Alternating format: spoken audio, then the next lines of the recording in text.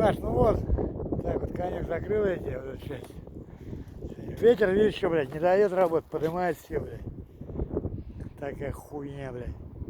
Заебало, горелку нахуй поджигаешь, сука, гаснет он еще. Поднимает, блядь. Самореза срывает, блядь. Вот, короче. Вот угол твой. Туда сделал.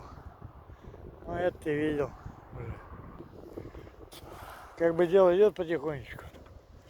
Я не знаю, я вниз полез, потому что заебался, хоть на одном месте сидеть 3 часа толку нету, как курица на насесте, блядь.